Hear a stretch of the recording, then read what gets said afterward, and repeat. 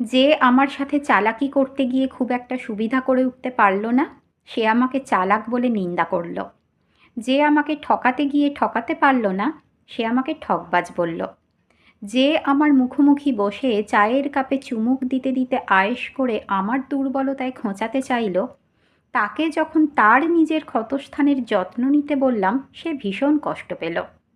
যে ভীষণ চতুরতায় ঘোড়ার আড়াই চাল দিয়ে আমাকে চেকমেট দিতে চাইল, তার যখন রানী বধ করলাম, আমাকে সে ঝানু প্লেয়ার বলল।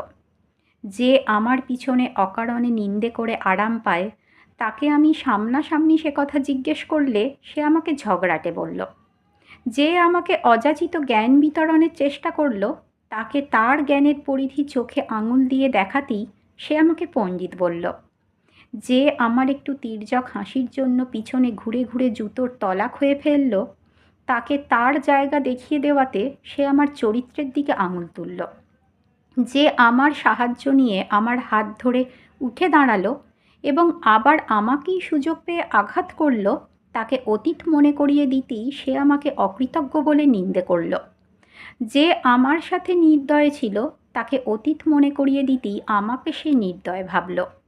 যে আমাকে নিজের স্বার্থে টিস্যু পেপারের মতো ব্যবহার করল, আর আমি যখন ব্যবহৃত হতে আর চাইলাম না, সে আমাকে স্বার্থপর বলল।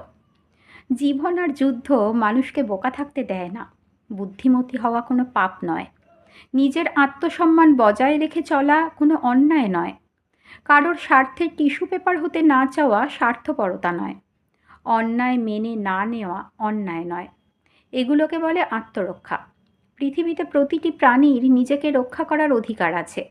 কিন্তু কি অদ্ভুত, লোকে আমার সাথে যা করে তাই যদি আমি তাদেরকে করতে না দিই বা উল্টো ফিরিয়ে দিই, তখন লোকে কষ্ট পায়। নিজের চেহারা আয়নায় দেখে নিজেই বিরক্ত হয়ে যান, তাহলে অন্যের কেমন লাগে ভাবুন তো একবার। আপনার প্রতি আমার আচরণ আর কিছু না, আপনারই আচরণের প্রতিবিম্ব মাত্র। যে বীজ বুনবেন, সে ফসলই তো ঘরে তুলবেন।